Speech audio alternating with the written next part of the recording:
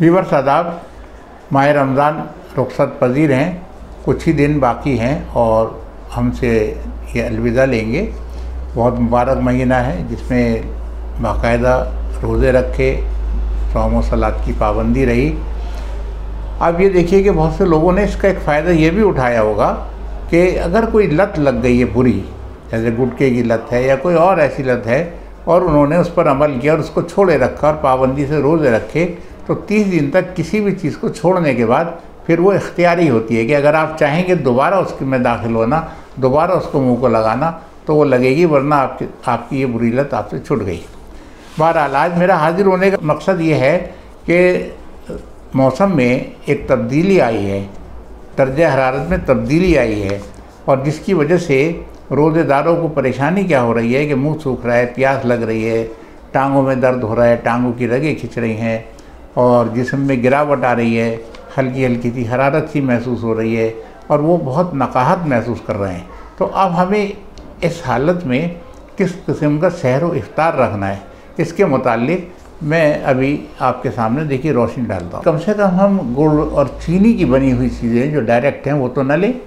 जो शरबतों का चलन है, ज़्यादा मीठे का चलन है, उसको कम कर दें, चीनी का इस्तेमाल कम कर दें। यही मेरी हिदायत है सहरी के लिए। देखिए हमारे यहाँ एक ट्रेडिशन है कि खजला और फेनी, बच्चे बहुत ध्यादा खुश होते हैं इससे, और जल्दी तैयार होने वाली सहरी है ये कि खजला है या फेनी है, उसको हमने भिगो दिया दूध के अंदर, तैयार हो। तो ध्यान इसमें रखना चाहिए कि मीठा ज़्यादा ना डालें, मामूली सा मीठा डाल के इसको इस्तेमाल करें। दूसरी बात यह है कि सहरी में आप रोटी है, सालन है, हल्की ऐसी चीज़ इस्तेमाल करें, कोई फल वगैरह भी इस्तेमाल कर सकते हैं।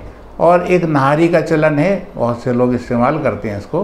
देखिए नहारी में क्या है कि एक तो गोश्त है और दूसरा उसके मसाले गर्म होते हैं। ज़्यादा इसे मत खाइए, थोड़ा बहुत टेस्ट के लिए, और गाहे बगाहे आप इसे इस्तेमाल कर सकते हैं। और जायके की चीज़ है और पुरानी एक ट्रेडिशन है और बहुत अच्छी और लजीज चीज़ होती है, लेकिन इसको कसरत से इस्तेमाल ना करें। सहरी में इस बात का ध्यान रखें, और सहरी में भी आप लिक्विड चीज़ों का ज़्यादा इस्तेमाल करें। अब बात करते हैं इफ्तार की।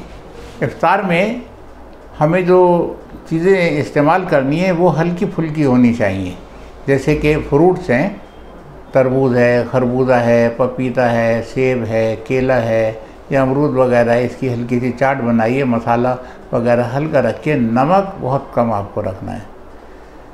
नमक और चीनी की कसरत इस्तेमाल से क्या होता है कि प्यास लगती है, तो नमक हल्का सा कम रखिए। और जो ये चीज़ें हैं इनका इस्तेमाल कीजिए।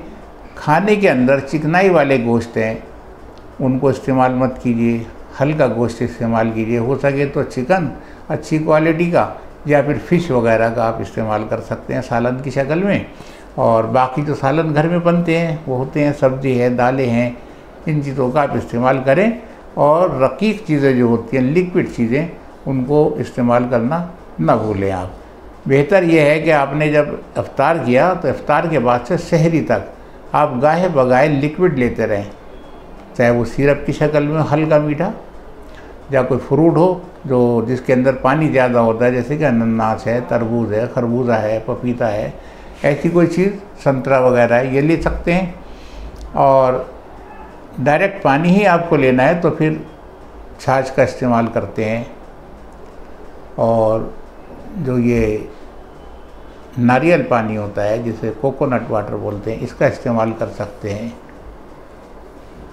और वैसे भी सादे पानी का आप इस्तेमाल करें, हस्बे हैसियत आप पानी इस्तेमाल कर सकते हैं, लेकिन बार बार इस पानी को पीजिए ताकि सहरी तक आपका जो जिस्म का पानी है वो उसमें कमी ना हो, जिस्म के अंदर डिहाइड्रेशन ना पैदा हो। आपको सारा दिन फिर रोज़े की हालत में रहना है, तो जिस्म के अंदर पानी की कमी ना हो, डिहाइड्रेशन ना पैदा हो, तो अपने आप को हाइड्रेट रखिए। ज़्यादा मिर्च मसाले वाली चीज़ों से इज्तनाब करें। और एक ट्रेडिशन है, देखा होगा आपने, फैशन सा बन गया कोल्ड ड्रिंक्स का, वो नहीं, उसके बजाय अपने घर में ही कोल्ड ड्रिंक बनाइए, उसका इस्तेमाल कीजिए।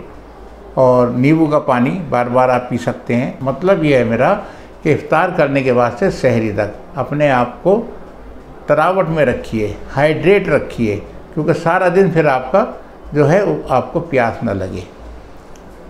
यही मेरी आपके लिए सलाह है, इस पर अमल कीजिए, इंशाअल्लाह फ़ायदा होगा। दुआओं में याद रखिए। Thank you very much.